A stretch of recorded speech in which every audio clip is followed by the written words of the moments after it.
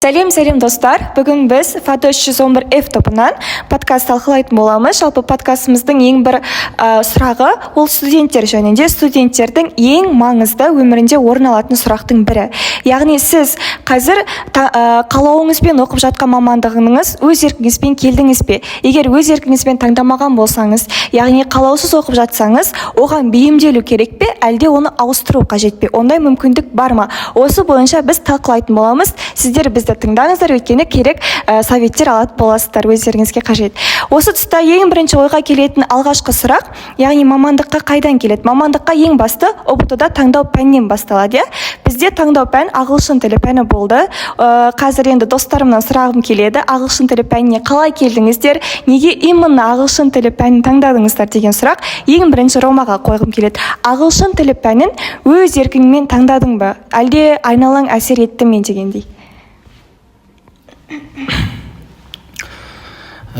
Барлығына сәлем.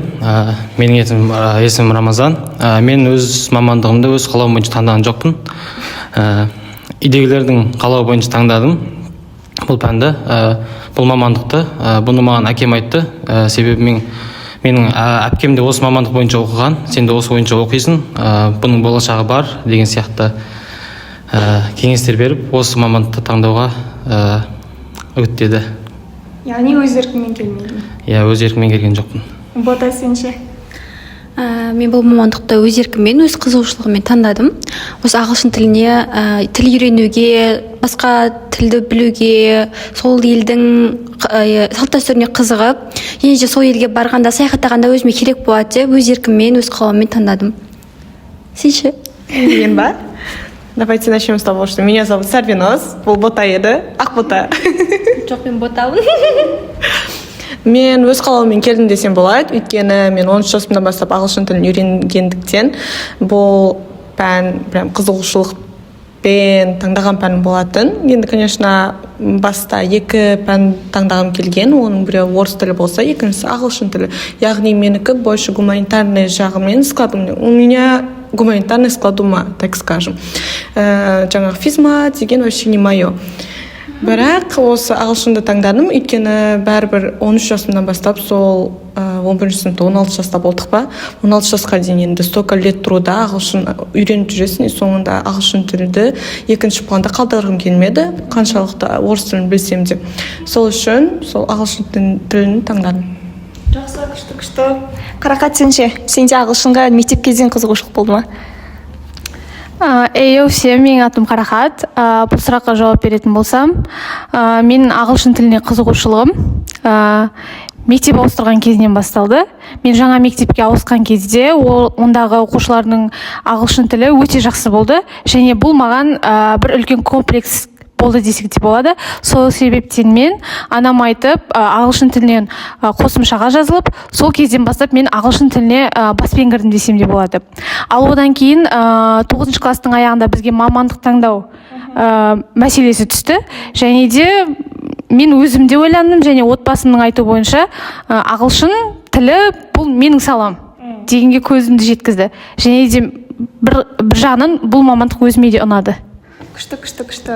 Негізі ағылшын тілі пәнінде қазір педагогика бар, біз аударма саласында оқып жатырмыз қой қазір, Аударма саласында қазір енді группада бірнеше студент болсақ, соның бірі өз қалауымен қазір оқып жатыр.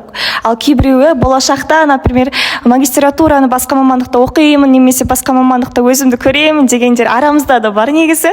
Осы тұста сол кісілерден сұрағым келеді. Енді қазір төртеуіңізден общий қазір именно магистратураны осы мамандықта жалғастырар едіңіздер. Сосын екінші сұрағым мынандай. Аударма ісінде оқып жатырмыз ғой, қазір қаламай оқып жатқандарыңыз бар, арасында сол кісілерге келешек 11 сыныптағылар қарайтын болса, сол кісілерге қандай совет бересіздер? Ал қалап оқып жатқандарыңыз қандай совет бересіздер? Яғни 11 сыныптағы келешек 11 сыныптарға бірінші курс болып түседі ғой осы аударма ісіне. Соларға қандай совет бересіздер? Егер қаламай түссе, егер қалап түссе. Сондай ойларыңыз айтсаңыздар. Рома, сізден бірінші бастасақ. Мен оқуды бітіргеннен кейін магистратурада оқымаймын, себебі мүлде оқығым келмейді. Менің өзім ойым, таңдап өзің қалаған мамандыққа түскен дұрыс. Себебі мен қазір қалаған мамандықты оқып жатырмын, бірақ вообще менде қызығушылық жоқ. бірақ бейімделу үстіндемін. Менде басқа мамандық таңдауға да ондай мүмкіндік болған жоқ. Сол үшін де бейімделіп оқуға мәжбүрмін. Сізде сол шанс, Иә. Мен бұл мамандыққа өз еркіммен түскенмен, дәл қазір менің ағылшын тілі аудармасына бөлім қызығушылығым жоқ, және бұл мамандықта ертең мен магистр оқып немесе осы мамандықтың бір иесі боламын деп айта алмаймын. Сондықтан болашақта магистрға басқа мамандыққа түсуге, болмаса басқа мамандықта, басқа салада жұмыс істеуге ойланып тұрмын. Мен бұл мамандыққа вообще кездейсоқ түсіп қалған адам болып табыламын. Өйткені бізде МКТУ-да квота бар ғой, квота ойнатылады, конкурстар болады. Сол кезде мен де тапсырып көрдім. Шансы давайте. И сол кезде тек қана мен таңдағым келген пәндерден, жаңағы ағылшын тілі, дүниежүзі тарих қой, солардың арасындағы ағылшын тілінен не бар еді? Филфакта. Из предметов, которые я хотела выбрать, получается, у меня были английский всемирка, и профессии, которые я хотела выбрать, именно я хотела поступить на международные отношения. Вот я видела себя там. Я хотела видеть себя депутатом, понимаете, чтобы вот соединять несколько наций, путешествовать за счет государства, как говорится. Но каким-то чудным образом в тот день, это как раз-таки первый день, когда можно было податься на квоту, я, получается, не вижу международных отношений. А там стоят педагогика, переводческое дело, екшет тілі и тому подобное. Я себя педагогом вообще не вижу, начнем с этого. А екшет тілі я и понятия не имела, что это за направление. И получается, чисто переводческое дело қаладыған жерде. Вот так я подалась. А вот нашим абитуриентам, что я хочу сказать, ребят, учитесь. Вот в 11 классе действительно учитесь, если вы хотите именно в своей сфере работать. А если вы случайным образом поступили туда, куда не надо, куда вы не хотите, то у вас есть шанс поменять свое направление, перейти на другой факультет. Мы, конечно, могли бы перейти на другой факультет, но так как мы целый год учились на квоте, знаете, жалко этот год своей жизни. Обидно уйти еще. Вот у нас есть такая проблема, то, что если мы перейдем на другой факультет, то получается платный отсемс, а мы как раз-таки бесплатно учимся. Вот большой плюс қой біздегі, ең басты. Қарғат, сізде ше қандай совет бересіз бірінші? Жалпы айтатын болсам, ең бірінші кезекте 10-шы сынып басында немесе аяғында мамандық таңдайтын кезде, мектеп кезінде қателесу өте көп болады. Оқушылар бірінші кезекте олар ұнататын пән таңдайды. Пәнге қарай мамандық таңдайды. Мысалы айтатын болса, қазір менің өзімнен кіші інім де 11-ші классқа өтеді. Ол да бірінші кезекте пәнге қызығады да. Содан кейін барып мен мамандықты соған ұнайтын бір мамандықты таңдай салам деген сондай ойда жүреді. Бұндай нәрсені жасамаңыздар, себебі бұл үлкен қателік. Себебі сіз ол мамандықты білмейсіз. Бұл қазіргі пән направлениесі сол болғанымен ол кейін мамандық басқа салада болуы мүмкін. Сіз ол кезде универге барғанда өкінуіңіз мүмкін. Ал екінші сұрақ? Сіздің қазір оқып жатқан мамандыққа? Ал мен өзіме келетін болсақ, менің оқиғам Сарбиноздікіне ұқсас. Менде ұбт нәтижесі бойынша мұғалімдікті таңдадым негізі. Бірақ мен мұғалім болғым келмеген. Себебі ағылшын тілінде менің ойлауымша тек қана мұғалімдік емес, көптеген жолдар бар. Сен стюардесса бола аласың. Кем дегенде шетелде тіл білу арқылы сен басқа да жұмыс істеп кете аласың. Менде сондай ойда болдым. Одан кейін оқуға тапсыру кезінде маған да халықаралық қатынас шықты, екшет тілі и аудармасы. Мен негізі халықаралық қатынасқа қызыққанмын. Алайда бірінші кезекте балым жетпейді деп ойладым. Екінші кезекте ол мамандық бойынша мен Қазақстаннан жұмыс таба алмаймын деген ойда болдым. Ал аудармасын таңдаған себебім негізі нақты айтқанда менің балым соған ғана жетті. Ал қазіргі таңда бұл мамандық маған ұнайды ма? Қатты ұнайды деп айта алмаймын. Себебі мен болашақта өзімді аудармашы ретінде көре алмаймын. Себебі қазіргі таңда мен аудармашылықтың бір қыр-сырын біліп, жан-жақты болып жатқан жоқпыз біз ашығын айтқанда. Тек қана біз ағылшын тілін зерттеп, солай ғана сабақ өтудеміз. Сондықтан мен бакалаврды бітіргеннен кейін магистратураны басқа бір мамандықта, халықаралық қатынас сияқты мамандықты жалғастырғым келеді. басқа жолдан көргім келеді өз-өзімді.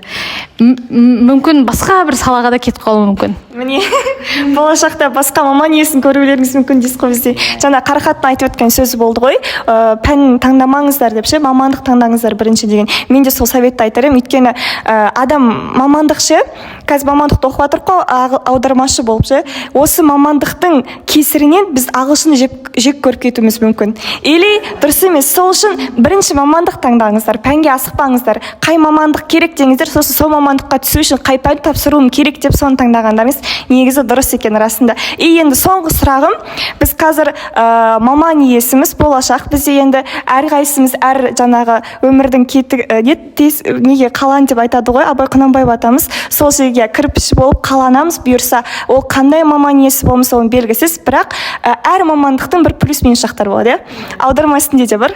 Ол минус жақтар біз үшін қорқыныш, плюс жақтар енді үміт, желание, как-то мотивация болады бізге. Соның бір-екеуден айтып кетіңіздерші, арасында бір минусын, бір плюсын осы мамандықтың. Бұл мамандықтың минусы, менің ойымша біздің қалада жұмыс табу қиын сияқты. Дұрыс. Плюс жақтары жалақысы көп, жақсы табыс таба аласың. Жұмыс тапсаң, жақсы табыс таба аласың. Бота, сен үшін плюс минус қандай? Мен үшін де плюсы, егер сол маманның иесі болып, яғни ағылшын тілін жетік меңгерсең, сен аударма ісінде сағатына да қаншама ақша таба аласың. Негізі нақты маман болсаң, жұмыс көп негізі істейтін болсаң. Бірақ оған осы біздің Түркістанда, яғни осы жақта Шымкентте даже сұраныс өте аз. Аудармашыны қажет ететін бір салалар көп емес. Жұмыс табу да қиын болады. Біздің достарға келісемін, конечно же. Өйткені аударма ісіні жетіп меңгерсең, сен не то, что жақсы табыс таба аласың, сен, во-первых, можешь за границу выезжать и там путешествовать, получается, одновременно путешествовать и одновременно зарабатывать деньги. Сол үлкен плюс болып табылады, если сіздердің бір өмірге деген целіңіз, нақты бір целіңіз сол путешествие болатын болса, менікідей.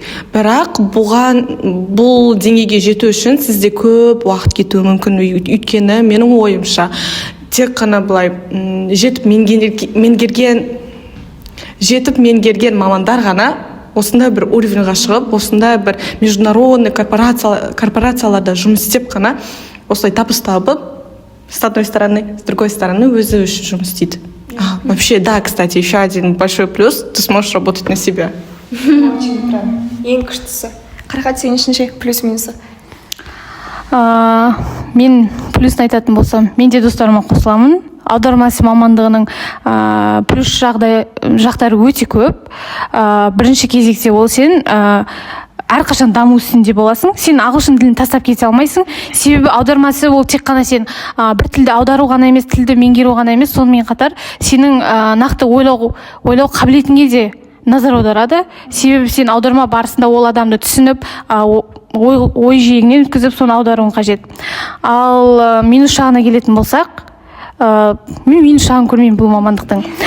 Және де мен жаңағы бір сұраққа қосылып кететін болсам, жаңа алдында 11 класс, соған бір қосатын нәрсем, универге түспес бұрын, егер де ағылшын мамандығын таңдайтын болсаңыз, ағылшын тілін мектеп кезінен жақсы біліңіз деп айтқым келеді. Себебі универге келгенде сіз ойлануыңыз мүмкін, мен одан ары қарай ағылшынымды одан әрі күшті етемін, керемет болады деп. Алайда ол басқаша болуы мүмкін, прогресс тоқтап қалуы мүмкін. Себебі ағылшын тілі дейтін ол андай қызығушылық арқылы келеді да. Сен дейтін оны үнемі оқи бересің, и бір соңына жетпесең, сенде уже прогресс тоқтап қалады. Сен күйіп кетесің. Оған деген қызығушылығың ашылмай қалады, и еще мамандығы ұнамай жатқан кезде сенде универде болды. Полный депрессия пайда болуы мүмкін. Сол себептен ағылшын тілін меңгеріп, жетік біліп, сосын барып универге түсіңіздер. Тіпті шетелге кетіп қалуға да кеңес беремін.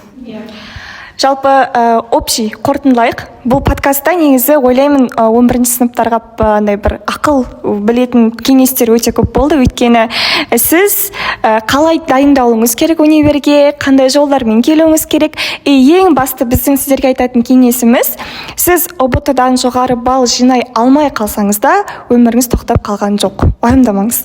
Өмір әрі алда. Қазір бір особо қорқынышты емес. Біз қазір арамызда осы мамандықты қаламаймыз деп 3 жылымызды құртып жатсақ та бізде стресс ондай жоқ. Біз оқып жатқанымызға қуаныштымыз. Өйткені бұның да бізге беріп жатқан плюстері бар. Және болашақта біз әлі осымен бітті демейміз, біз әлі оқуды жалғастырамыз. Яғни тағы басқа салада өзімізді сынап көретінімізге сенімдіміз. Сол себепті достар, әрқашанда ізденісте болыңыздар.